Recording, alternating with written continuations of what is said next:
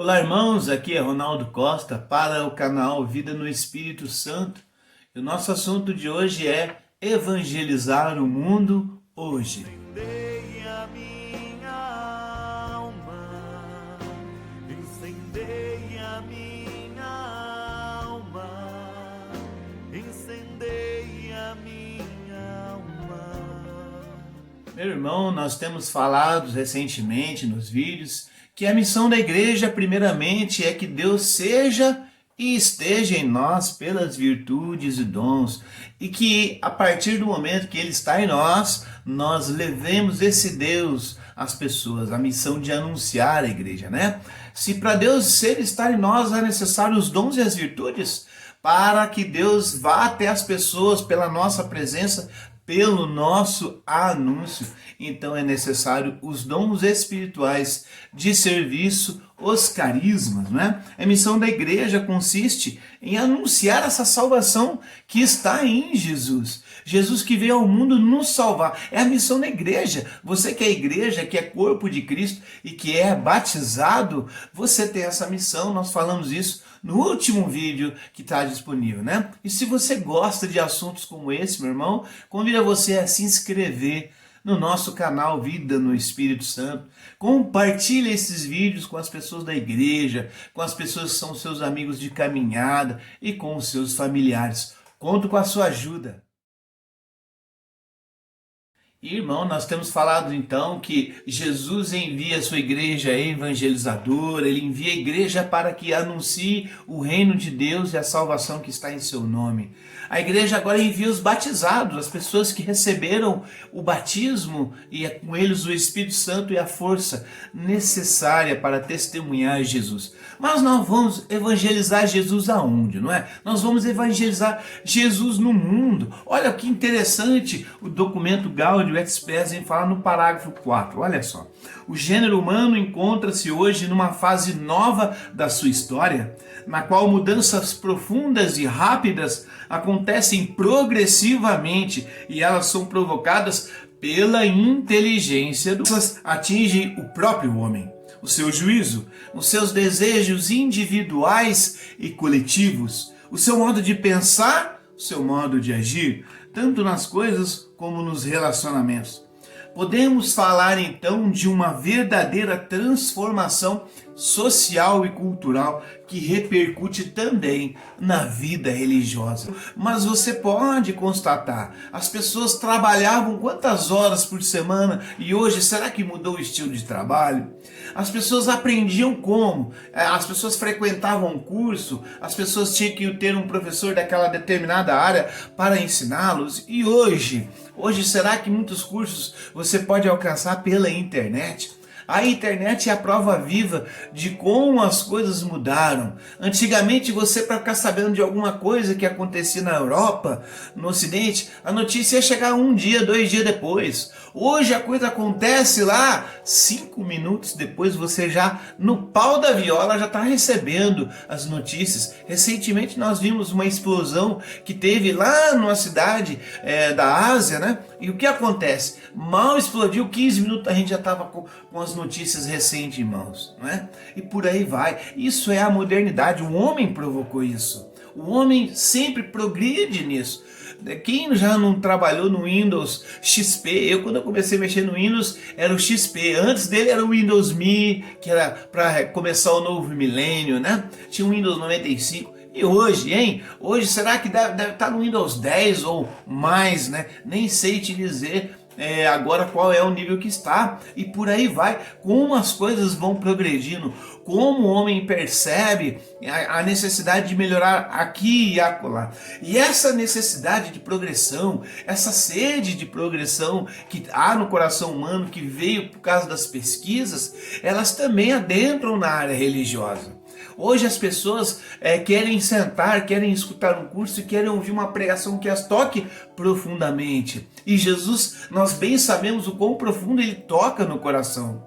E nós que vamos anunciar esse Jesus, nós devemos ter essa consciência de como é que está o mundo lá fora. Hoje as pessoas muitas vezes recebem as suas informações pelo celular. Eles vão buscar os seus conhecimentos através do celular. É claro que ainda muitos vão trabalhar, vão estudar nas faculdades, outros vão buscar nos cursos técnicos pertinentes. Mas a grande maioria hoje está formatando a sua cultura e formatando o seu conhecimento pelo celular e pela TV.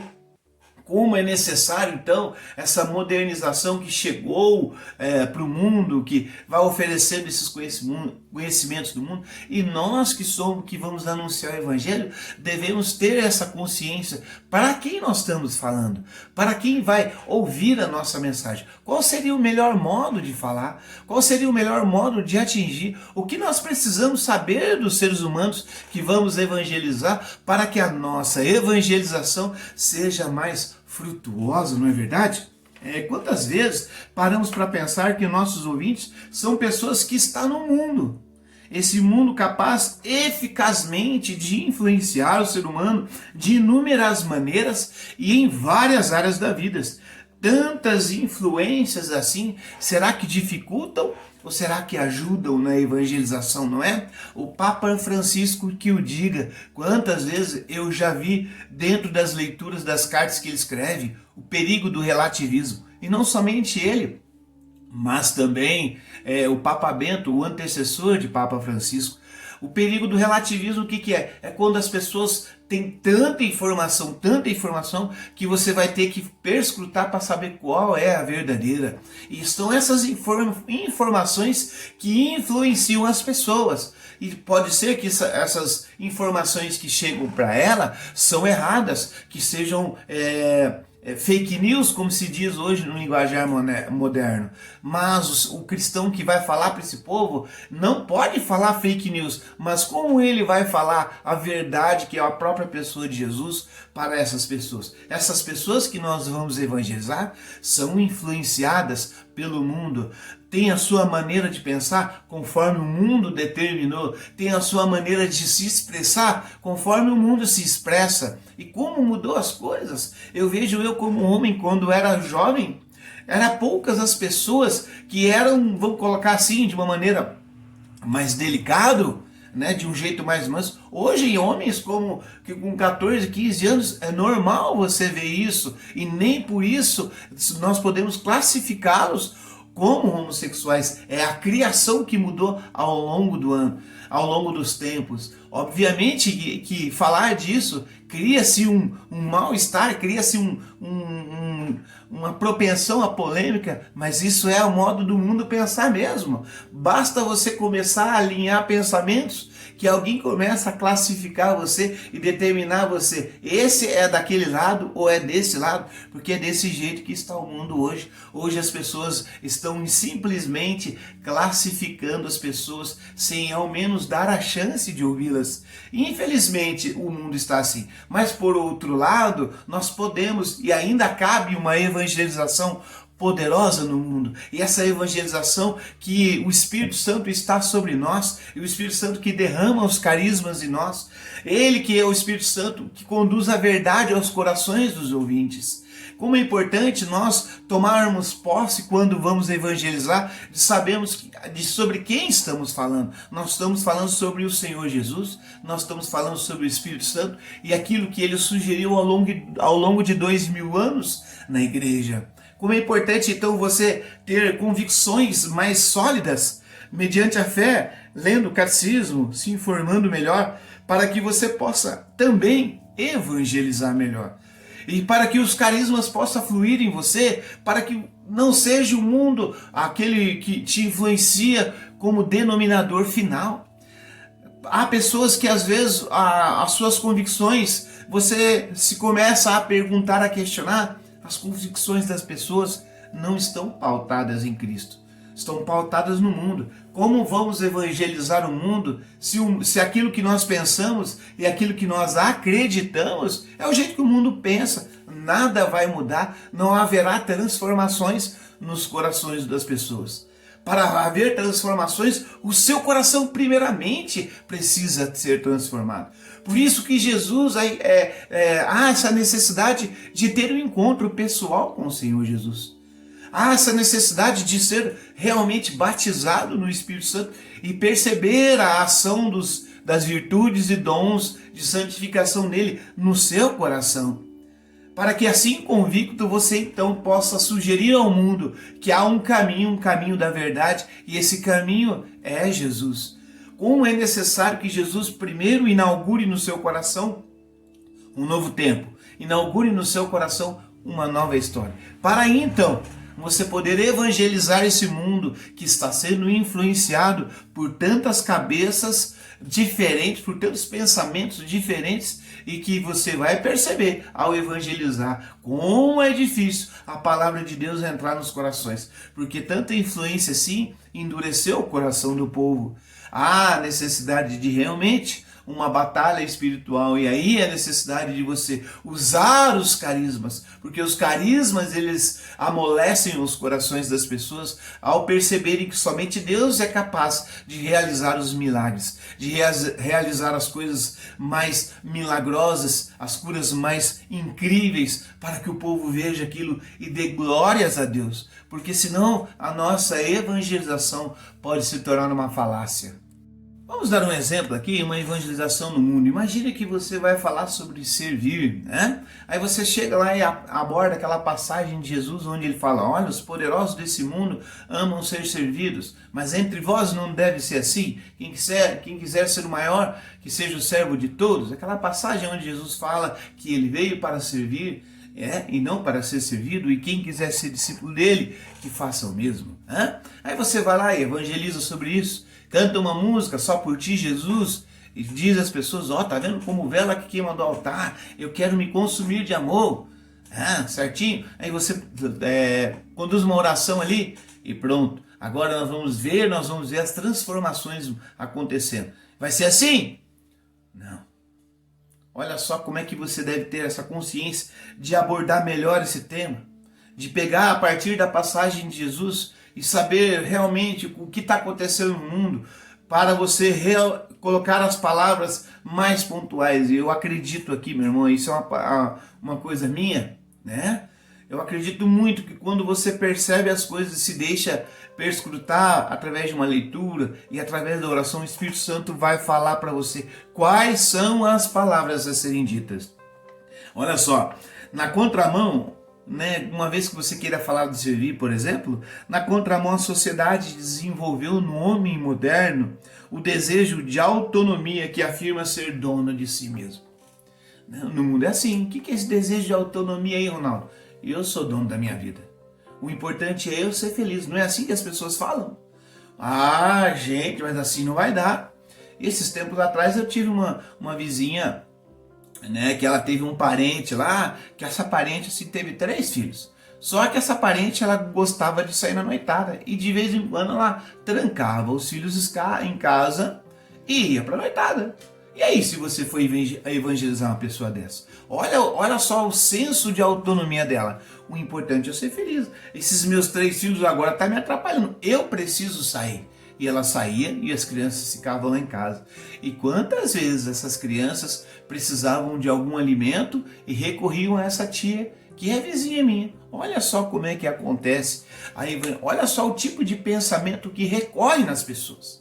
Esse desejo de autonomia distorcido, que implica uma liberdade que não tem fronteiras ao preço dos filhos que também não vão ter mães. E essa é a sociedade. A sociedade, em muitos momentos, elas distorcem. E aí você chega para essa pessoa que vai evangelizar e fala assim: olha, Jesus fala que você tem que renunciar a si mesmo. Essa mãe não renuncia nem ao seu desejo de ir para a noitada em nome dos filhos. Que dirá a Jesus? O que nós vamos fazer nessa hora? Como é que a gente vai evangelizar? O que nós vamos dizer, não é verdade? O construtor do mundo. Tais desejos crescem com individualismo no homem, que manifesta a recusa de sacrificar a felicidade pessoal a ideais coletivos. Eu convido a você, meu irmão, a dar uma olhada no vídeo Espírito Santo e Individualismo, para você perceber que o individualismo ele veio com a modernização. O individualismo apregou o quê? Esse é o carro novo, chegou para você.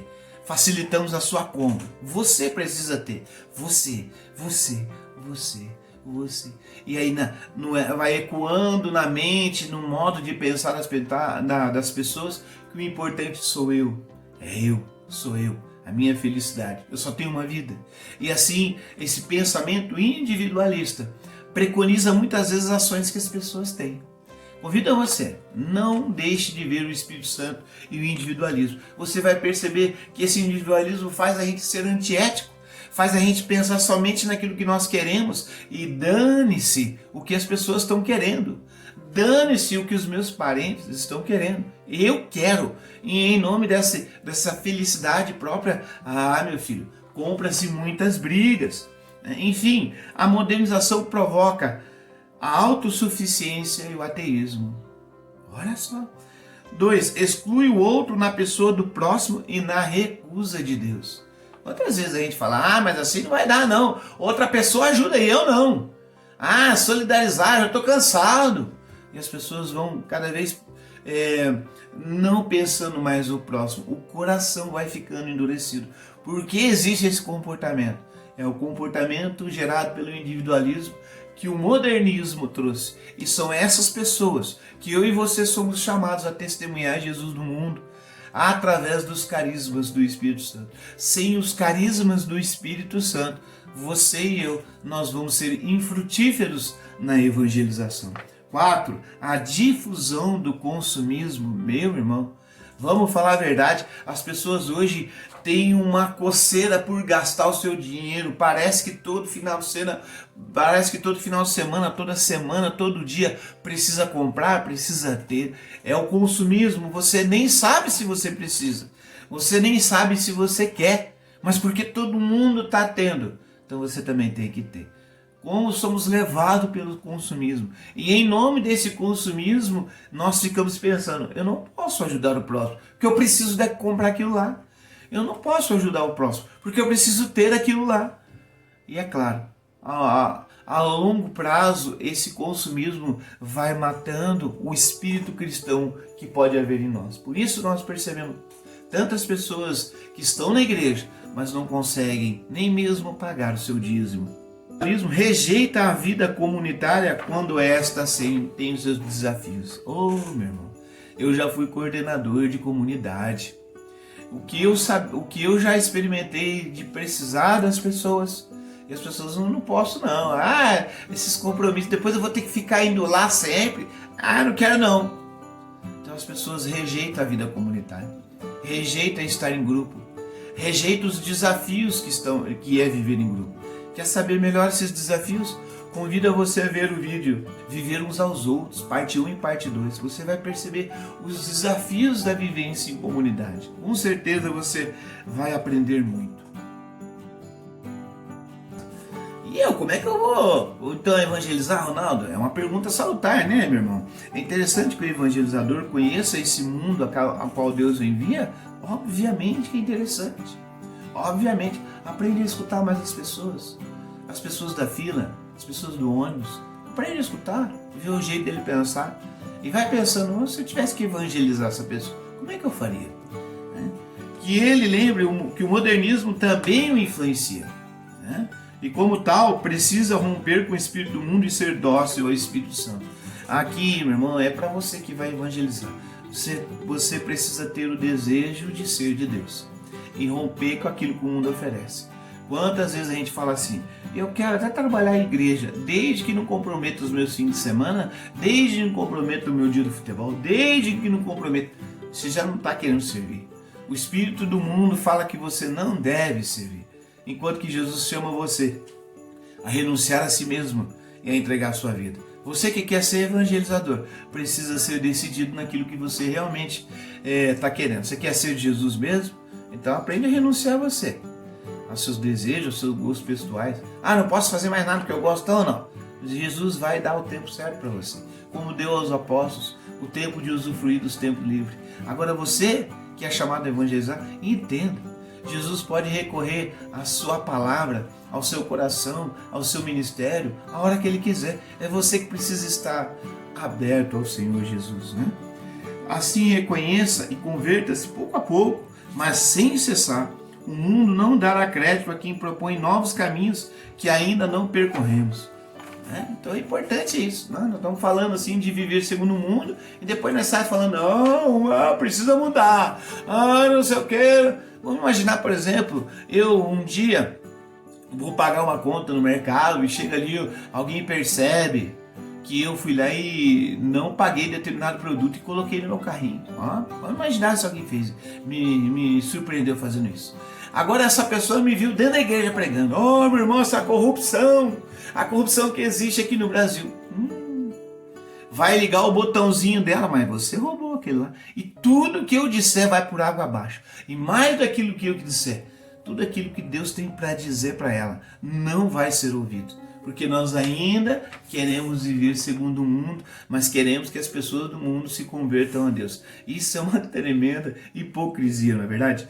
Não espere as pessoas virem à igreja. Não, a igreja vai até as pessoas. Assim fez Jesus. No caminho encontrava as pessoas e evangelizava. Aqui está uma conversão de igreja, né? Uma conversão pastoral, uma conversão de comunidade. Quando a comunidade fala assim, venha participar daqui da nossa comunidade, aqui as missas só domingo, 7 horas da noite. E durante a semana as pessoas já não precisam ser evangelizadas?